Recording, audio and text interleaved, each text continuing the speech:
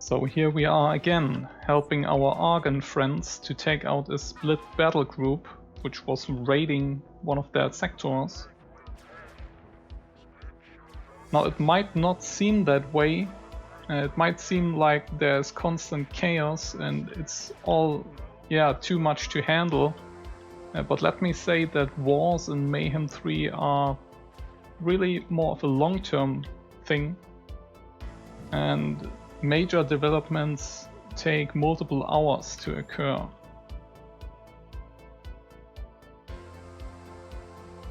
And I myself almost never reach a point where it gets too much to handle, and you always got some time to set up your fleets, to even focus on other things. So I have been messing around with the hacking feature on a completely different location in the galaxy while the fighting was going on.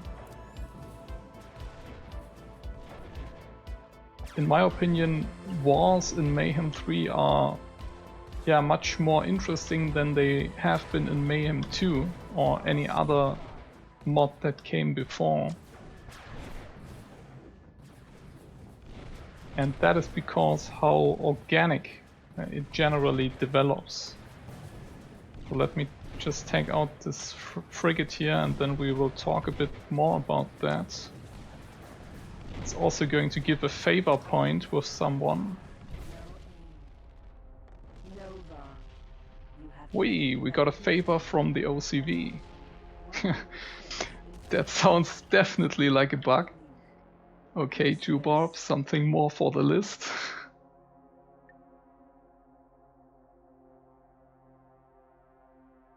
Yeah, but they don't show up in diplomacy, so we can't even interact with that. But we now have a favor point with the OCV. So maybe we can redeem that once they attack us and ask for peace. Yeah, just kidding, it's a bug. Okay, so when the war started, we joined the Argons and attacked the split sector right here.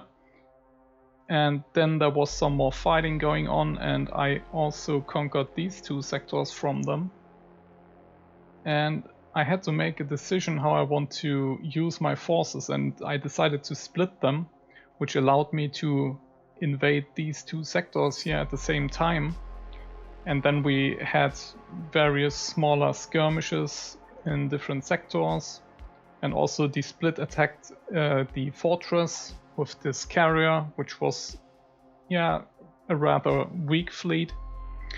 But this all happened over the course of many hours, at least multiple hours, not many hours, but multiple hours.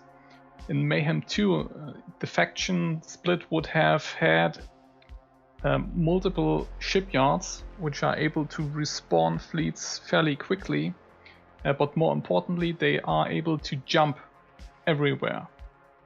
So every battle is basically the same, and it's just an endless wave of enemies you have to fight. And in this case, we could actually feel I could actually feel the split presence in this whole area dwindling. So their major forces, just left and headed for the other split sectors. And in the meantime, while we were invading down here, the split actually sent fleets to attack the Argons right here, where they didn't have any defensive fleets. So here we have an ongoing split invasion with a very powerful battle group. And they are almost done finishing off the stations. So they have been also using the time we needed to take out these sectors. They have used the time well to attack somewhere else. And we just took out a task force right here. They were hunting some Argon asset in this sector. So right now what's happening is we are basically entrenched in a large war, and we need to starve them out and overwhelm them. Just keep the pressure on as long as possible, because both factions, the Split and we plus the Argons, we need to spend resources to replace our losses. And right now I'm attacking in this sector, and because there are no strong Split fleets nearby, so I'm just putting the pressure on them. They also got trouble right here where the Xenon are slowly becoming a problem. And the Paranid and the Xenon are also invading their single sector here. And I have also checked, they have pulled their strong battle fleets they had positioned in this sector to slowly invade the Paranids. They have pulled that away, and they are now somewhere in the core, in the central part of the Split Empire. And all of that, it happens naturally over time, but it takes a few hours to shift basic fleet movement from here to other locations. So that makes it more interesting in my opinion. Because you also have sectors like these where there are only trade ships, and that would be a good sector to raid. And I think I'm going to do exactly that and just set a small raiding party to monitor this sector and take out split ships and retreat once the military comes back. So that is how you win wars in Mayhem 3. In Mayhem 2 it's basically just an endless struggle until you are strong enough to defeat waves of enemies which are always the same size, which are always appearing after you destroyed the first station in the sector. And it's all not very dynamic. Here you have these different areas with different amounts of military in the area, and the military is also moving around.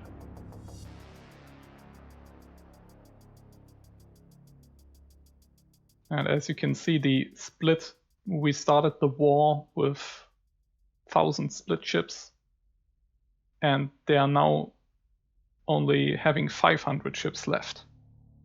And that is really a huge blow for them. The AI does get a few discounts when building their ships. They are starting with fully leveled up outposts, which makes their crafting a bit cheaper. But let me tell you that this replacing all these ships will not only cost them time, but also resources. And during that time we have an opening. I mean, me and my allies, we also don't have unlimited resources, but we have an opening to basically claim sectors and eliminate the split presence in this whole southern corner here. That's the deal. That's the basic goal. Placing satellites also gets easier once your enemy has fewer ships left, because they will have a harder time hunting them down, and that makes it worthwhile to place some satellites again and keep vision on the enemy where he has his strong fleets positioned and where they are traveling. And that's exactly what I'm doing with a small scout ship, just entering split space. You can always retreat if it goes wrong, but you will feel that your satellites are surviving longer. And keeping vision is very important during a wartime. But if your enemy is powerful and has built its fleet up to strength, then it's almost impossible to keep your satellites around. There will be too many task forces and police squadrons who frequently shoot them down. And what I've also been doing is supplying the Argon Federation with important crafting parts. As you can see, they are short on computer components, and their military ship construction is stalled. If you supply those parts to them, you won't get any money for them, but obviously you're helping them building more ships. They are now up to 200 ships, which is quite a bit more than when we started the war. And they are also giving you a discount for buying your next favor point. So I have already supported them with computer components in a market worth of 360,000 credits. And if I buy my next favor points, I will basically get that money back if I use it for this purpose. And you can send the resources with the Inter-orbital storage, which is kind of a cheaty warehouse, an off-map warehouse where you can put wares in and then beam them around the galaxy. This has recently been changed and made available for all outposts, but there is a cost associated to it. And if you have a special perk, you can make this cost free. And I have did that in this sector here. This is basically a warehouse. Maybe you can remember my logistical setup. So I'm gathering all parts from my factories in the game world in this sector, and the other shipyard is grabbing parts from it. But I'm always keeping 5 loads here, 5 loads of hull plating and of any component with a comparable value. The secondary shipyard is getting 2 loads, the primary shipyard is keeping 1 load, and now I have added a third player to the list, and that is this warehouse. And this warehouse is grabbing parts from the primary shipyard when it has more than 10 loads available. And that is especially true for the computers, because I obviously know well before my allies needed the computers that they were short of it, because they always requested some. And that's why I can have a surplus of computers. They are slowly bleeding over into the warehouse, and here I can put them into this orbital storage. This is basically a TerraCorp large freighter, which comes and picks them up after some time. It always takes some time to put something in the storage or remove it again. So right here we have quantum tubes on stock. That is, we can put them in the storage too. It's also a ship crafting part.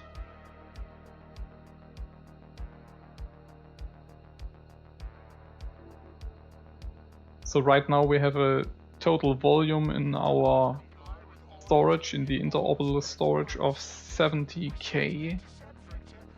And if we put the quantum tubes in,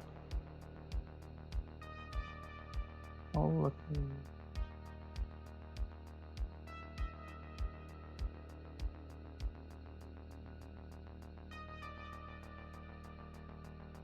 3,000 quantum tubes.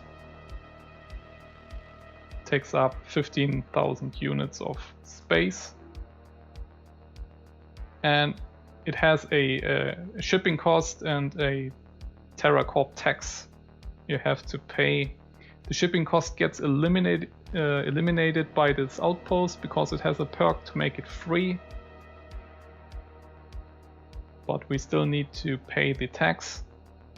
And after 20 minutes, the TerraCorp freighter arrives, picks up the quantum tubes, and then we have them in our storage and can send them to any faction. For example,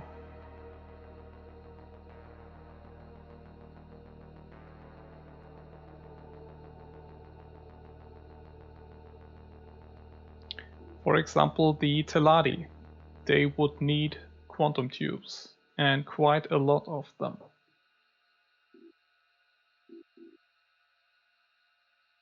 But they are aliens, they don't get any resources from us. Here's our raiding group. That's just a small fleet of 4 corvettes. And I have set them to monitor various sectors of the split, and also unknown sectors where their freighters are frequently traveling through. And then I have set them to monitor those.